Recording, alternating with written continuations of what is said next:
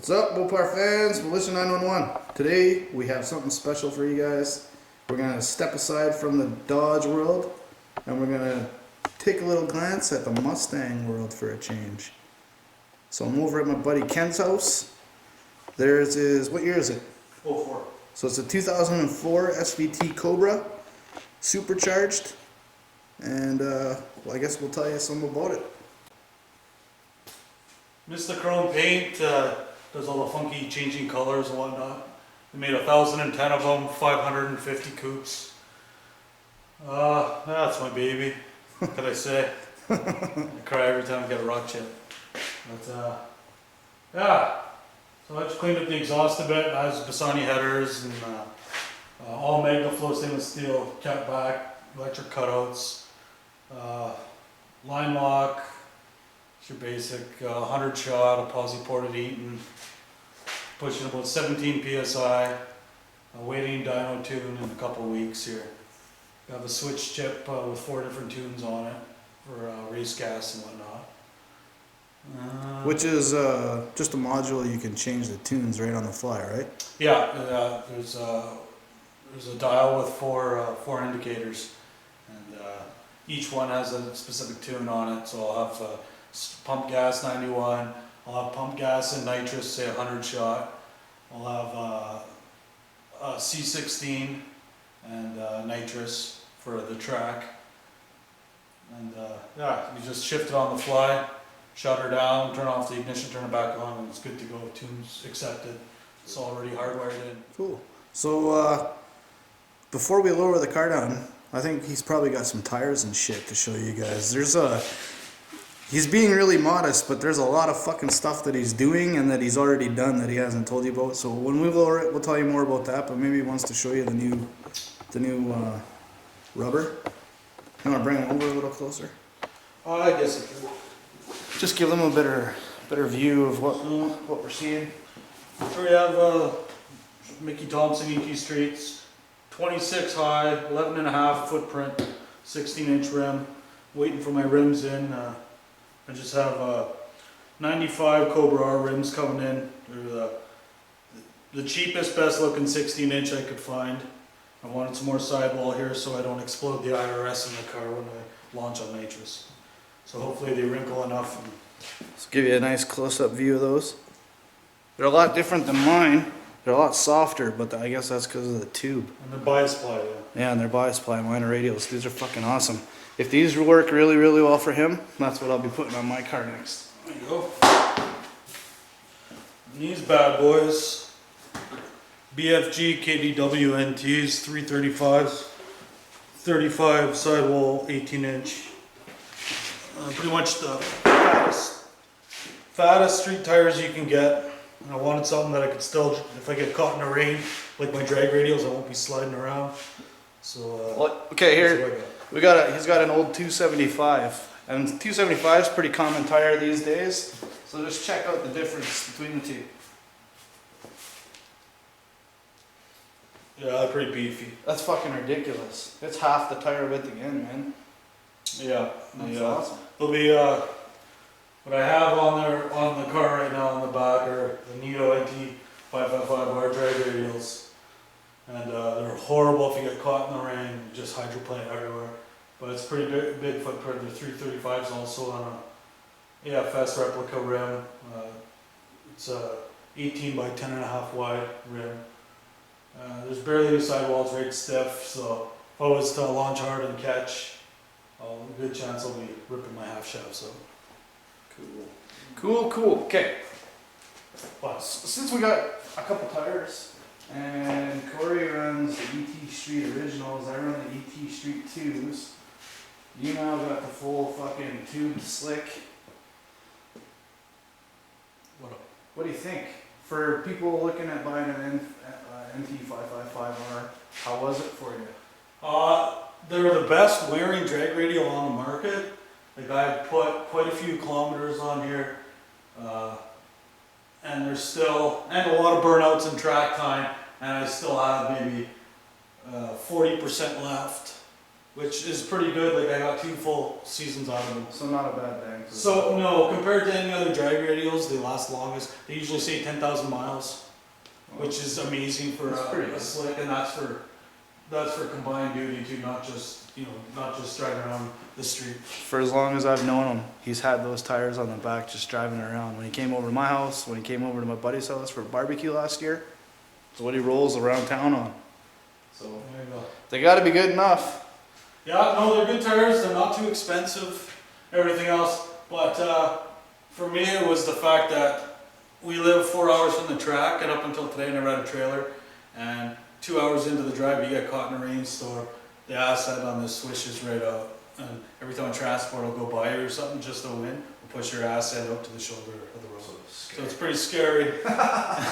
So hopefully these help out.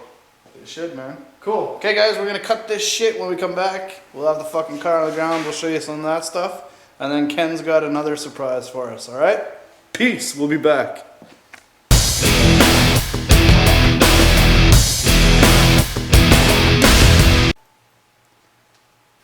All right. So Ken's gonna give us the down low on what he's been working on, what he's been doing. So take it away, buddy.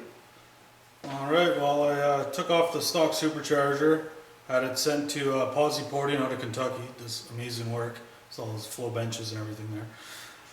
Got it back, painted it up with some VHD high heat wrinkle paint, baked it on in the oven, whatnot. Put on a Metco pulley set, there's Right there. there's 4 of them, dual bearing idlers, and then they're all 100mm except for this one's a 90. I got a 2.9 inch Metco hub system for the upper, and I have a 6 pound Metco one for the lower. It'll give me about 17 pounds of boost here. That's what it's running, 17 pounds? Yeah, when I get on the dyno here, it'll be tuned up for 17. Okay. It, Cool. Yeah, because it'll be efficient too with the porting. He has plenty of cars that do it, and they're all over 500 mark at the wheels. Nice. So, what else did I do? I bought a SVT MAF. I got it polished at a polishing shop. That's it, right? This It's, is the mass airflow sensor itself? Mass airflow sensor, yeah, that's in the housing. And the new housing? That was, that's an SCT 2800 model, 100mm. Beside you there's my Zex kit, it's just a wet kit, 75 to 125 shot jets. I have it with the 125 right now.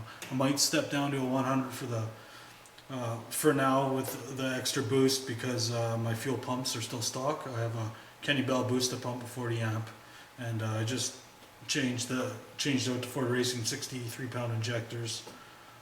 I think he's afraid of breaking shit, that's what I think. No, it's a Ford. Sorry, Mopar guys. It'll do it. Yeah, okay, we won't start that battle. That's right.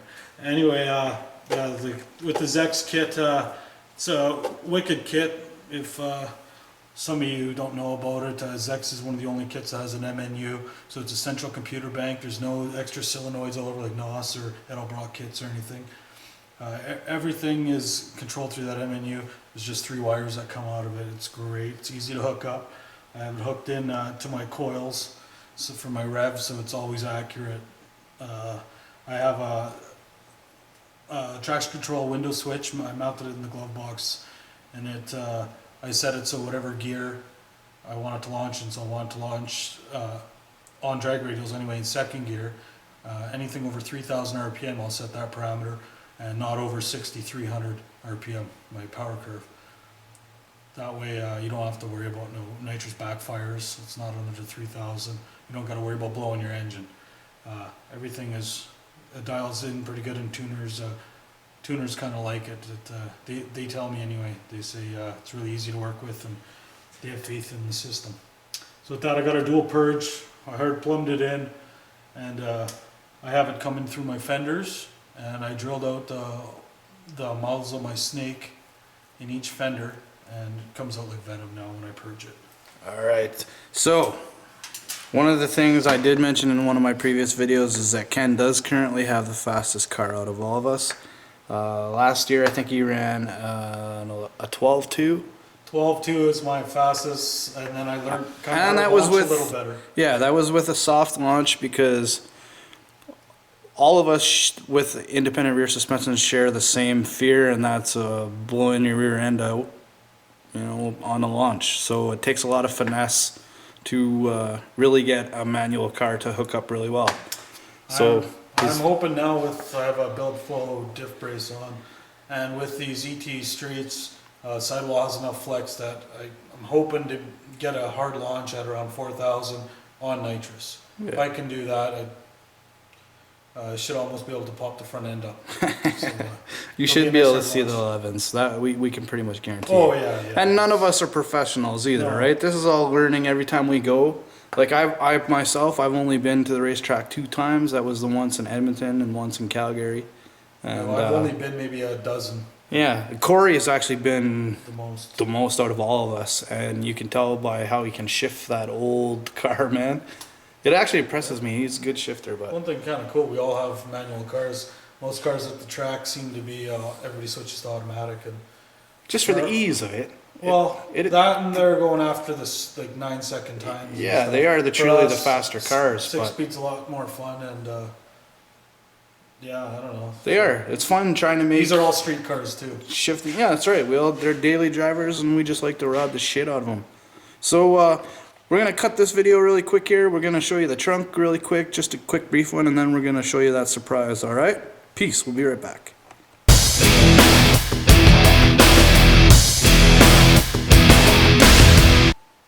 All right. So as far as the most clever little engineering and subtle little details, this has got to be the best that I've seen yet. So take it away, buddy. Show them what the shit's This about. is my 10-inch Rockford Fosgate sub.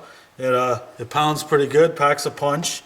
If you look closely, you may notice that that sub is actually just a cardboard cutout. And that's just a screen on there. And if you open it up, Kapow! it's the bottle heater, remote opener, and everything else, all the good stuff. And, Isn't that a slick little pretty easy to setup? get to, and it's easy to hide. Yeah, that's fucking awesome, man. Cool. All right, stay tuned. We'll be right back. We'll be showing you guys the big surprise. Peace.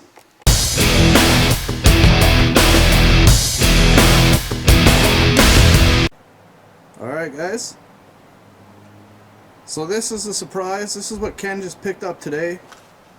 It's a 24-foot trailer, car hauler, specifically for his Cobra to take it to the races. So we'll go inside really quick and we'll show you how nice it is and big, and he's got a lot of plans for it.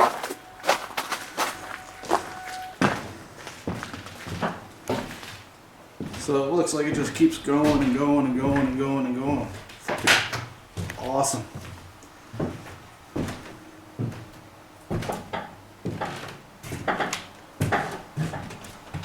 Hello! Scott! No, it's quite the nice little rig that he's got here. I know he's got some plans. He's going to put some cabinets and a tool chest, and he's going to tile the floor and redo the walls. It's going to be fucking sick. So we'll show you guys that video once he's got it rolling along. But for now, that's all the surprises we got for you. Hope you guys enjoyed the movie, and stay tuned for tomorrow. You guys hit me up with those 50 votes like I asked, and I will have that truck video posted tomorrow. Peace. This is Militia 911. You don't gotta go home, but you gotta get the hell out of here. Sorry, dude. All right.